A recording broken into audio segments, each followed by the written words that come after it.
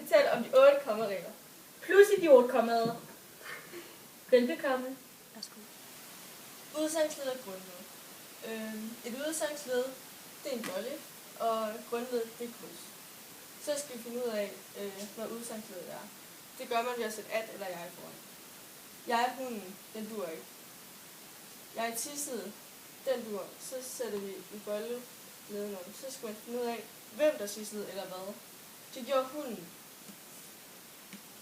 Så skal vi se, om der kan være flere. Jeg er i, den dur ikke. Jeg er i stuen, den dur heller ikke. Så har vi fundet ud af, at der skal ikke være komma. Det er der kun, når der er 2 sæt. Til næste, og vi starter med at finde udsangsledet, og det gør vi ved at sætte jeg foran. Så vi prøver at tage dem alle sammen. Jeg, det kan man ikke sige, for den dur ikke. Jeg var, det kan man godt sige, for derfor skal vi sætte en bold under jeg. Var. Så skal vi finde ud af, hvem der var. Det var jeg, så derfor sætter vi kryds under. Nu skal vi så se, om der er flere udsagsled og grundled i sætningen. Og så prøver vi ved de andre ord at sætte jeg foran. Jeg er sur, det kan man ikke. Jeg er så, det dur heller ikke. Jeg, det kan man jo ikke sige. Jeg er løb, det kan man godt sige, så derfor sætter vi en bold under. Så skal vi finde ud af, hvem der løb. Det gør jeg, derfor sætter vi kryds under. Så skal vi finde ud af, hvor vi skal sætte kommaet. Vi skal sætte kommaet imellem de 2 sæt udsagsled og grundled. Vi prøver lige at læse sætningen op. Jeg var sur, så løb hjemmefra. Man kan også godt høre, at efter sur, der holder man en pause. Så derfor sætter vi den efter sur. Udsagsled og grundled er en vigtig del af din kommasætning. Så går det ikke i ged. Hvis der er 2 sæt, så skal der være et komma. Det er meget vigtigt at kunne, og du skal bruge det nu. Ja, du skal bruge det nu. Det handler om at sætte komma foran men og at. Tit i sætninger, der skal der være komma foran men og at, for det meste. Det er ikke altid. Vi prøver lige at se på den første sætning. Ferien var varm, men den var også dejlig. Og vi kan allerede se, det er et men, så vi prøver lige at sætte den her. Og så er det altid en god idé at tjekke efter med udsagsled og grundled. Det prøver vi lige. Jeg er i ferien. Jeg var. Hvad var? Det var ferien, det var det. Jeg er varm. Jeg er men. Jeg er den. Jeg var. Hvad var det, der var? Det var den, der var det. Jeg er også, jeg er dejlig. Nej. Men her kan vi allerede se, at vi har 2 sæt. Og der skal jo være et komma i den. Og vi kan allerede se, at det passer meget naturligt med, at den står her før men. Så det passer vist meget godt. Så prøver vi med den næste sætning med at. Jeg, Jesper. Jeg lovede et ja. Og hvem var det, der lovede? Det var Jesper, der lovede. Jeg at, jeg eleverne, jeg måtte, jeg få, jeg rullede, jeg måtte. Og hvem var det, der måtte? Det var eleverne. Og vi kan allerede se, at der er et at i sætningen, men vi prøver lige at læse højt. Jesper lovede, at eleverne måtte få rullede. Vi kan allerede høre det lidt, at den skal være foran at. Så det passer også meget godt. Så før minder at er en meget god regel. Du skal huske at sætte komma før at og men. Så går det nemt, og du er ikke så slem. Nej, du er ikke så slem. Komma foran HV-ord. I de fleste sætninger skal der komma foran HV-ord, som hvordan, hvorledes og hvornår. Så vi vil egentlig bare starte med at prøve at sætte kommaet foran HV-ordet, som i det her tilfælde er hvorfor. Vi prøver at sætte det der, men alligevel prøver vi at være sikre, vil vi prøve at sætte udsagsled og grundled. Jeg ville, så sætter vi en bolle under ville, og hvem ville, det ville han. Og så jeg ikke, jeg fortælle, nej.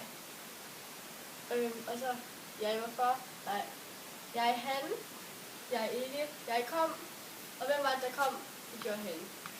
Så når man kigger på det sådan her, så skal der jo være komma mellem de 2 udsagsled og grundled, så det passer meget godt, at kommaet skal være der. Det er næsten højt. Han ville ikke fortælle, hvorfor han ikke kom. til den anden sætning i HV-ordet. HV-ordet i den her sætning, det er hvor. Så sætter vi et komma. Jeg er alle, det kan man ikke. Jeg vidste, det kan man godt. Hvem vidste, det gjorde alle.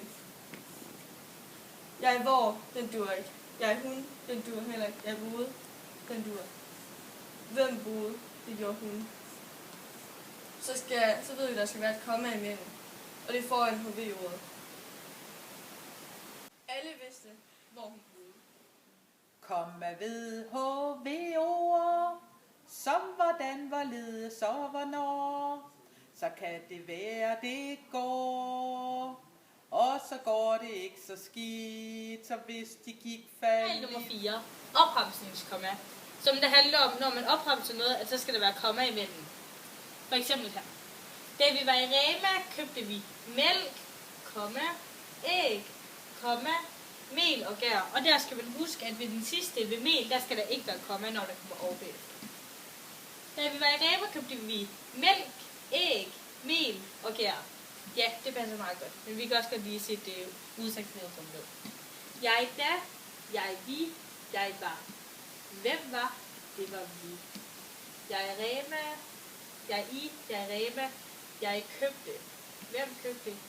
Det gjorde vi. Da vi var i Rema, komma, købte vi mælk, æg, mel og gær. Det passer meget godt. Næste. Jeg pakkede penalhus, komma, lineal og madpakke. Så har vi sat komma imellem opremsningerne. Nu går vi videre til udsigtslyd og grundled. Jeg. Det kan man jo ikke sige. Jeg pakkede. Så sætter vi et boldører. Og så hvem pakkede? Det gjorde jeg. Og så prøver vi lige at læse hele sætninger. Jeg pakkede penalhus, lineal og madpakke. Husk komma ved opbremsning. Og når du opbremser, det er dejligt at kunne, så får du ikke 02. Nej, så får du ikke 02. Så får du måske en chance for at komme i balance og komme til at rigtigt, ligesom Jesper Christensen. Form og meningskomma. Den første sætning, det er til lydform. Og kommaet, det skal være mellem dig og Per. Så sætningen bliver rejst af Per. Og den anden, det er et meningskomma. Enten så skal der være komma, eller så skal der ikke være komma. Hvis man sætter komma, så skal man sætte det her efter på, og så kommer til at stå pas på palm, at palm skal passe på. Og hvis man så fjerner kommaet, og så pas på palm, så er det, at man skal passe på palm. Nej. Komma ved byde form, det er en vigtig norm. Her kommer et eksempel. Pas på palm eller pas på palm. Det ene betyder, palm skal passes på. Det andet betyder, palm skal passe på. Indskudssætning. Det handler ligesom om, at det ligesom er en sætning, der er indskudt i en anden sætning. Så der faktisk er 2 sætninger i en. For eksempel i den første. Pernille, som var frisør, var meget glad. Det handler om hende her Pernille, som er meget glad. Men vi får også lige en mere sætning at vide, som var frisør. Så der sætter vi komma på begge sider af den indskudte sætning. Fordi at det er Pernille, og hun var meget glad. Men vi får ligesom lige en ekstra information, at hun var frisør. Så der skal der være på begge sider. Samme gælder den anden sætning. Emma, der var på ferie, savnede sine venner. Der er det Emma, hun savnede sine venner, men vi fik for også at vide, at hun var på ferie. Så der skal være komma her og her. Så der er en indskudsætning. Komma før og efter indskudsætning, så får din sætning mætning. Der og som.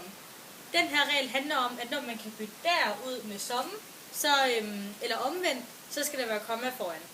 For eksempel her.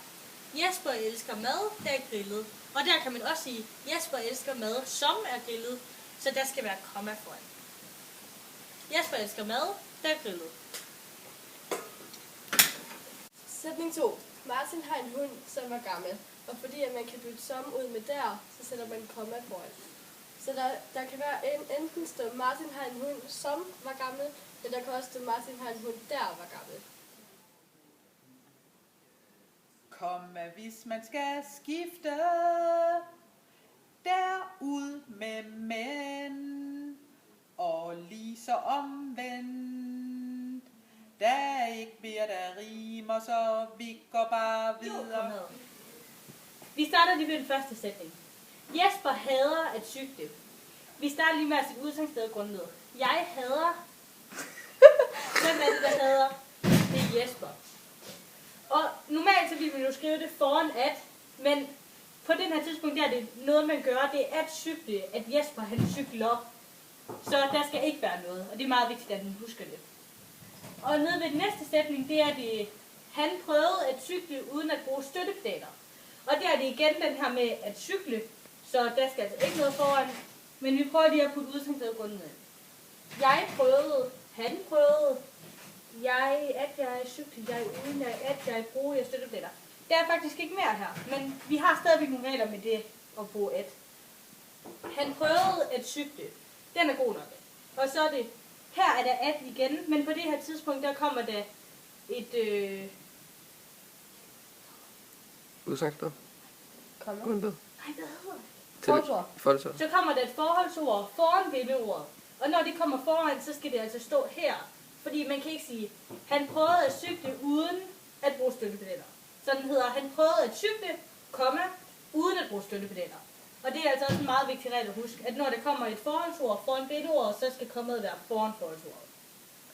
Tak. Så det gøres. Husk at passe på idiotkommaet, så giver Jesper rullade. Hvis forholdordet står foran biordet, skal komme at være foran forholdsordet. Nu er vi færdige med vores sang. Den blev måske lige rigelig lang, men sådan kan det gå en gang imellem, når jeg får rime trang. Vil I have den endnu en gang? Tak fordi I så med.